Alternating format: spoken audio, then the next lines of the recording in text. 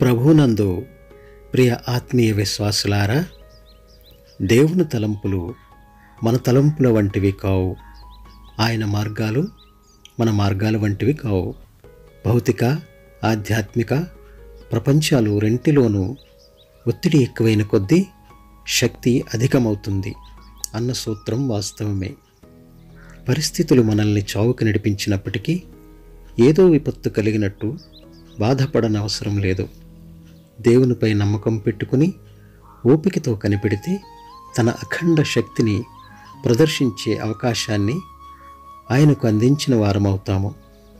ఆయన చేసిన ఆశ్చర్యకార్యములను జ్ఞాపకం చేసుకొనుడి. ఎడారిలో సెలయేర్లు అనే ఈ ఆధ్యాత్మిక పఠనము మీ ఆధ్యాత్మిక జీవితాలను మరింత బలపరిచే దిశగా నడిపిస్తుందని దేవుని నామములో ప్రార్థిస్తున్నాను. అరణ్య ప్రదేశమునకు ఏకాంతముగా వెళ్ళెను. మత్తయి సువార్త 14వ అధ్యాయము 13వ వచనము. వాయిద్య సమ్మేళనం మధ్యలో కొద్ది క్షణాలు మౌనం ఆవరిస్తుంది. వెంటనే సంగీతం మళ్ళీ మొదలవుతూ ఉంటుంది. ఈ మౌనంలో సంగీతం ఏమీ వినిపించదు. మన జీవితపు సంగీత సమ్మేళనంలో ఇలాంటి మౌనాలు వచ్చినప్పుడు మనం రాగం ఆగిపోయిందని భ్రమపడతాము. దేవుడు తానే ఒక్కొక్కసారి మనకిష్టం లేని విశ్రమాన్ని, అనారోగ్యాన్ని, మన అంచనాల వైఫల్యాన్ని, ప్రయత్నాల పరాజయాన్ని మనకి కలిగించి సాగుతున్న రాగం ఆగిపోయేలా చేస్తాడు. మన స్వరం మోగబోయిందే అని చిన్నబుచ్చుకుంటాం. మన సృష్టికర్త ఆనందానికై జరిగే సంగీత కచేరీలో మన గొంతు కలవడం లేదే అని నిరాశపడతాం.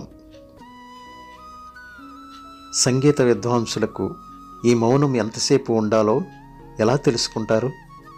జాగ్రత్తగా గమనిస్తే తెలుస్తుంది. మౌనంలో కూడా వాళ్ళు తాళం వేసుకుంటూనే ఉంటారు.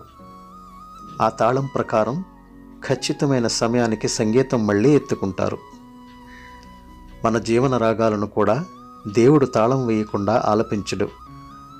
రాగం ఏమిటో తెలుసుకోవడం మన విధి. అది తెలిస్తే మౌనం ఎంతసేపు ఉంటుందో తెలుస్తుంది. ఈ మౌనాలు సంగీతానికి అడ్డురావు, తాళాన్ని అధిగమించవు, పాటలోని మాధుర్యాన్ని చెడగొట్టవు. మనం దేవుని వైపుకు చూస్తే దేవుడే మన రాగాలకు తాళం వేస్తుండడం చూస్తాము. ఆ తాళాన్ని అనుసరిస్తే మౌనం తర్వాత వచ్చే స్వరాన్ని సరిగ్గా ఎత్తుకోగలుగుతాము. మౌనం వచ్చినప్పుడు సంగీతం ఆగిపోయిందని నిరుత్సాహపడితే వెనుకబడిపోతాము. మౌనంలో కూడా సంగీతం ఉందని మర్చిపోవద్దు. జీవన రాగం ఆలపించడం చాలా కష్టమైన పని. దేవుడు మనకి ఎంతో ఓపికతో నేర్పిస్తున్నాడు. ఎంతకాలమైనా ఆ రాగాలను మనం నేర్చుకోవాలని ఎదురుచూస్తున్నాడు. దైనందిన జీవితపు హడావిడిలోంచి, ప్రపంచ పోకడల పరుగు పందేల నుంచి, పరలోకపు నీడలోకి పరిశుద్ధిని జాడలోనికి కాసింతసేపు ఇటు రమ్మని కబురందిందా? బహుశా ఎడారి సీమల్లోకి, ఒంటరితనం లేని దేవుని సన్నిధిలోకి, ఈ ఏకాంతంలో నాతో గడపమంటున్న ఆయన కోమల స్వరం వినడానికి పిలుపు అందిందా? క్రీస్తు నడిచిన ఇరుకుదారుల్లోకి, జీవజలం ప్రవహించే వాగుల్లోకి, దేవునితో కలిసి నడిచే ధన్యతలోకి, ఆయన ఇల్లు కనిపించే చేరువలోకి పిలుపు అందిందా? నీడ కోసం, నైర్మల్యం కోసం దేవా నీకు వందనాలు. నీ ప్రేమ చూపించిన రహస్య బాటల కోసం, చీకటిలో మాకు నేర్పిన చిత్రమైన పాఠాల కోసం. అన్నిటినీ అందంగా నిర్వహిస్తాడు. ఆయనతో ఉంటే మన భారం వహిస్తాడు. నీ సిలువ నీడలో, ఏకాంతంలో నన్ను పిలిచినందుకో దేవా, ఇవే నా నివాళులు.